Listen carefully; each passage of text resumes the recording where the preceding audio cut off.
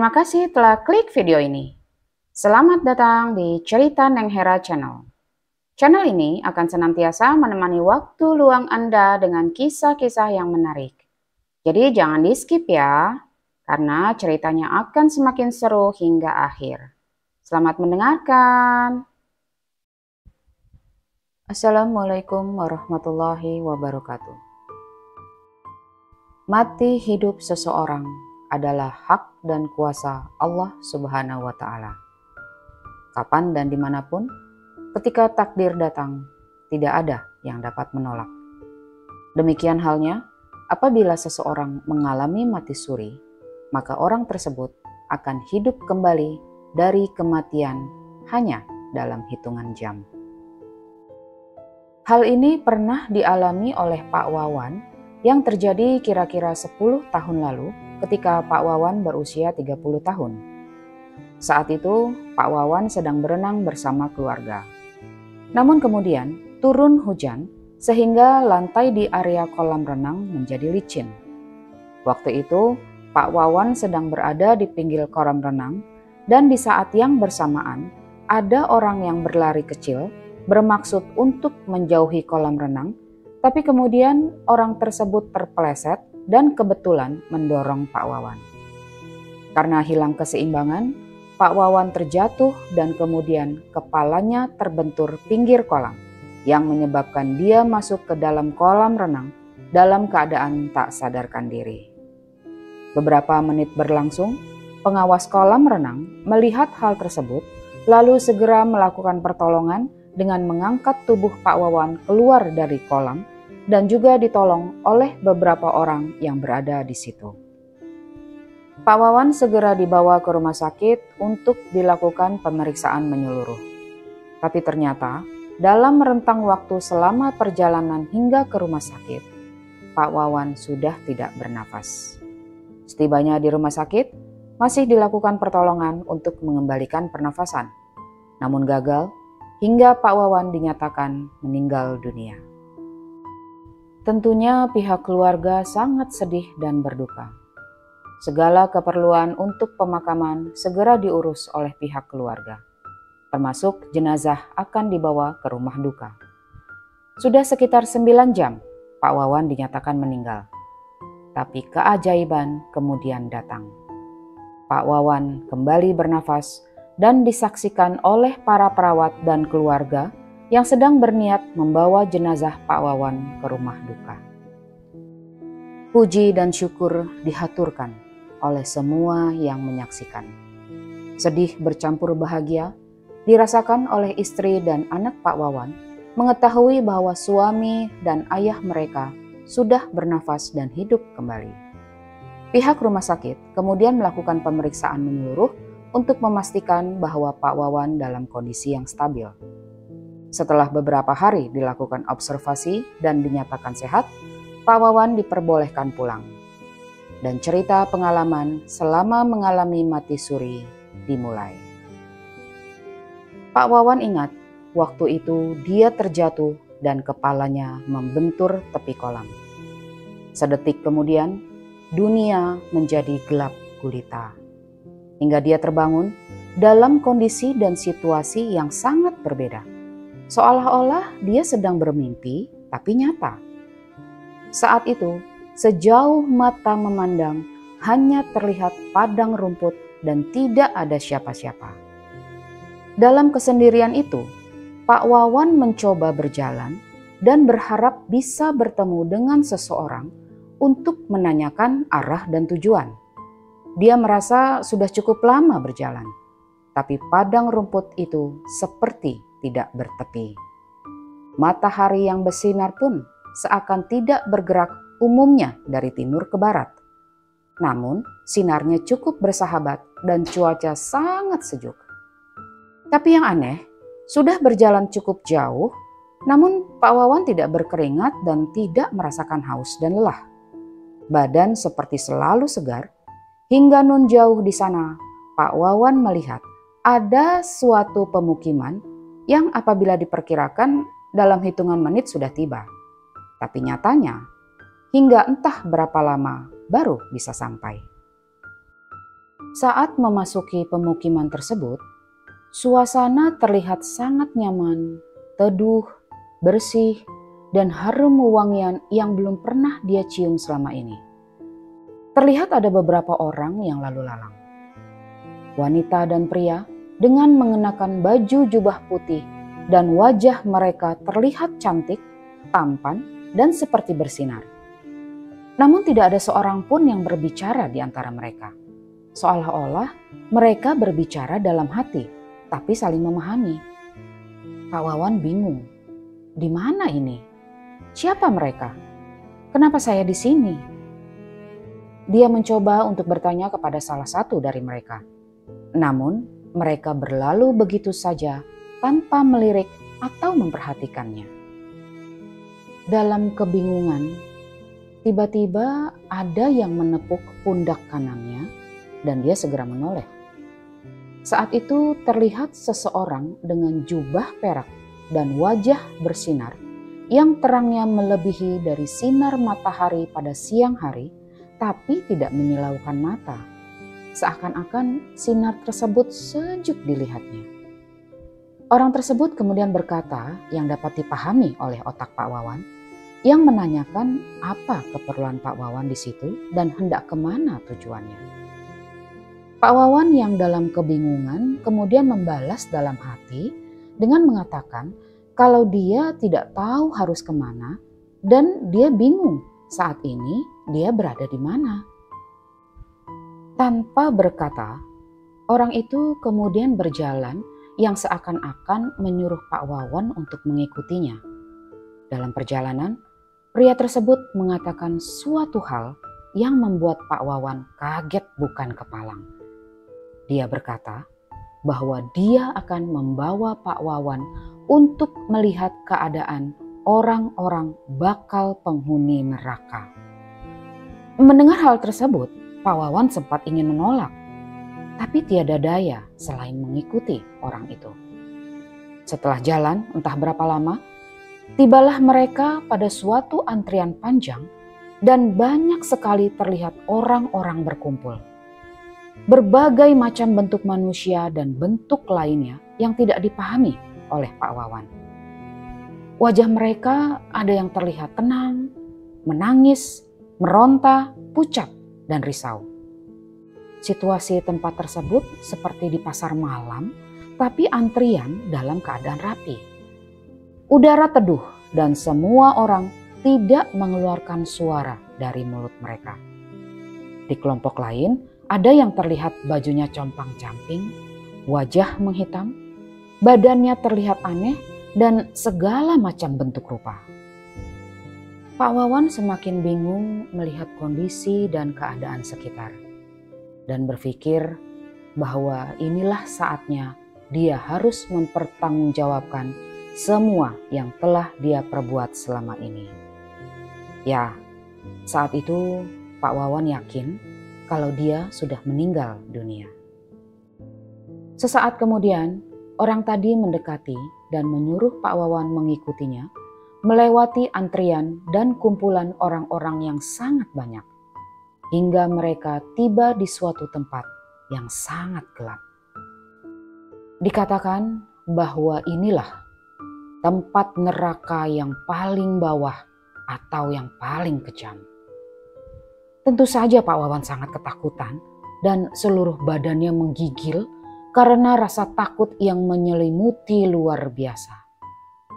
Tempat tersebut terbuat dari api yang sangat panas yang berwarna hitam dan gelap gulita. Dalam kegelapan yang tidak pernah dia alami, tiba-tiba muncul orang tersebut yang terlihat sangat berkilau dan mengatakan, di sanalah awal tempat bagi orang-orang yang baru meninggal, namun banyak berbuat kebatilan berupa dosa besar seperti musyrik, syirik, kafir yang diperbuat selama di dunia. Dari tempat gelap, kemudian Pak Wawan berjalan lagi menuju tempat api yang semuanya berwarna biru. Neraka yang terlihat sedikit lebih baik dari neraka terkejam. Dari kejauhan, terdengar suara seperti orang menjerit dan merintih meminta tolong. Dikatakan bahwa tempat itu adalah tempat orang-orang yang melakukan dosa yang agak lebih ringan. Di tempat tersebut, banyak manusia, baik pria maupun wanita, yang sedang disiksa dengan beragam siksaan. Mereka adalah para pemimpin yang menyesatkan pengikutnya. Dari tempat api berwarna biru, Pak Wawan kemudian dibawa ke tempat api yang berwarna kuning. Di tempat itu terlihat banyak orang, terutama wanita, yang sedang disiksa dengan berbagai macam perlakuan yang cukup sadis yang tidak pernah terbayangkan sebelumnya. Dikatakan bahwa mereka adalah wanita yang menjual dirinya demi dunia, membuka dan mengobral aurat selama hidup di dunia. Perjalanan diteruskan ke tempat api yang semua berwarna merah. Api berwarna merah menyelimuti seluruh tempat dari ujung timur hingga barat, hingga tidak terlihat warna selain warna merah.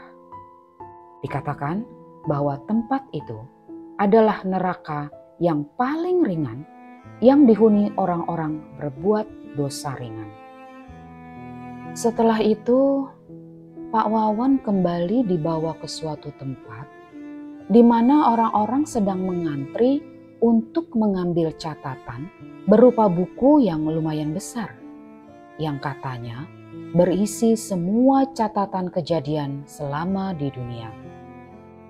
Ada terlihat seseorang duduk di hadapan meja kecil dan terdapat buku besar dengan tulisan yang tidak dipahami oleh setiap manusia yang datang ke meja itu. Dan disebutkan bahwa itulah malaikat yang setiap saat mencatat kegiatan manusia selama di dunia. Bagi yang banyak berbuat kebaikan, maka akan dibawa oleh malaikat yang berpenampilan tinggi besar dengan wajah tersenyum dan baju berkilauan. Dan sebaliknya, bagi yang banyak berbuat kebatilan, maka akan dibawa oleh malaikat dengan berperawakan tinggi besar, wajah menyeramkan, dan berperilaku kasar. Ternyata dari situlah asal suara orang-orang yang menjerit dan merintih meminta tolong. Mata Pak Wawan terbelalak melihat perlakuan kasar dari makhluk tinggi besar dengan wajah seram terhadap manusia yang banyak berbuat kebatilan.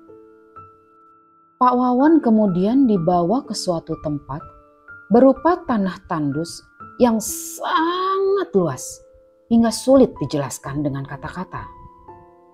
Dikatakan bahwa nanti disinilah tempat manusia dikumpulkan di hari akhir kelak. Semua orang akan berkumpul dan merenungkan semua kejadian yang pernah dilakukan sambil menunggu harap-harap cemas peradilan untuk menentukan akan dimasukkan kemana, neraka atau surga. Di saat itu, setiap orang tidak akan mengenal satu dengan yang lain. Anak, ayah, dan ibu sudah tidak saling mengenal. Semua sibuk dengan urusan masing-masing. Mendengar hal tersebut, Pak Wawan tertegun, sekaligus merinding, membayangkan pada hari peradilan itu. Hingga tanpa sadar, air mata menetes dari kedua matanya. Saat itu, menurut ingatan Pak Wawan, jarak antara tanah dengan sinar matahari sangatlah dekat, hingga hitungan jengkal tangan. Namun anehnya tidak terasa panas. Udara terasa sejuk walau di tengah padang tandus. Dikatakan bahwa orang-orang yang banyak amal kebaikannya saat itu tidak akan merasakan panas karena mereka akan selalu dinaungi oleh awan yang membuat sejuk. Sebaliknya, bagi orang-orang yang banyak berbuat dosa, kepala mereka terasa seperti dibakar karena jarak matahari yang sangat dekat. Tiada tempat bagi mereka untuk menghindar. Dari situ, Pak Wawan kemudian dibawa ke suatu tempat yang sangat sejuk. Banyak pepohonan dan tanaman yang terlihat sangat indah dengan rumah-rumah tampak berkilau seperti mutiara dan emas. Namun, saat akan memasuki jalan menuju tempat tersebut, tiba-tiba seperti ada dinding transparan yang menghalangi. Dikatakan bahwa itu adalah surga yang paling rendah tingkatannya.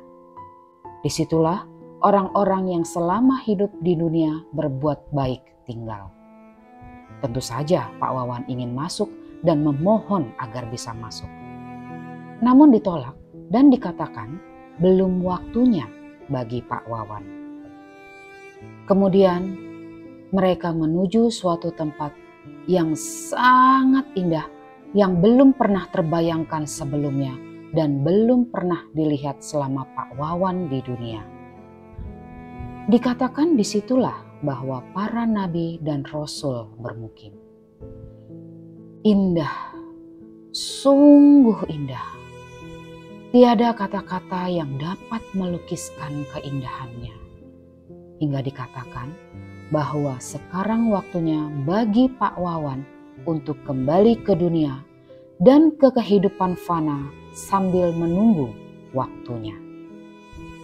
Pak Wawan terkejut bukan main, karena dia pikir sudah waktunya dia berpisah antara raga dan rohnya. Tapi ternyata pemikirannya salah. Hingga tiba di suatu pintu yang sangat besar. Dan kemudian Pak Wawan dipersilahkan untuk melewati pintu itu dan kembali ke dunia.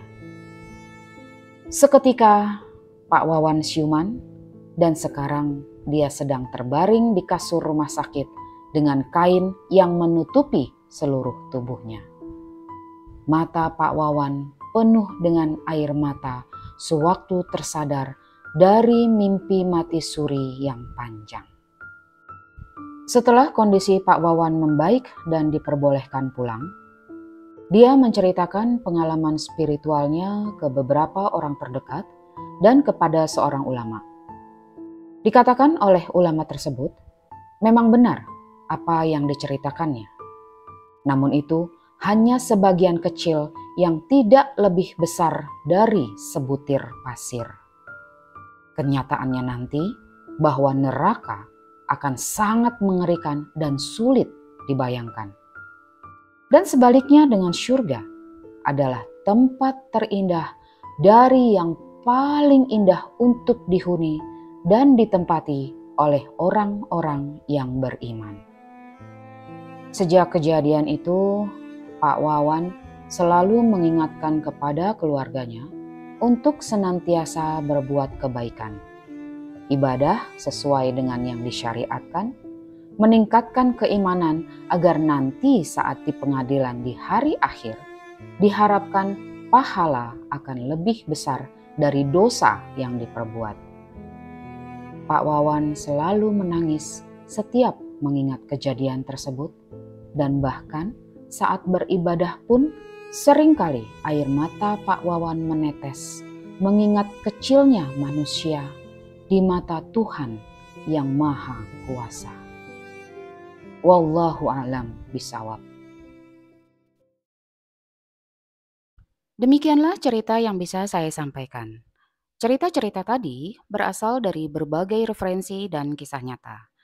Semoga cerita ini bisa menghibur atau bahkan bermanfaat bagi yang mendengarkan. Apabila kalian memiliki cerita-cerita yang menarik, kalian bisa kirimkan ke alamat email hera.herawati.jakarta@gmail.com. Ditunggu ya. Dan jika kalian suka dengan cerita ini, bisa tekan tombol like dan komen di kolom komentar. Terima kasih atas perhatiannya. Jangan lupa subscribe dan tekan tombol lonceng. Wassalamualaikum warahmatullahi wabarakatuh.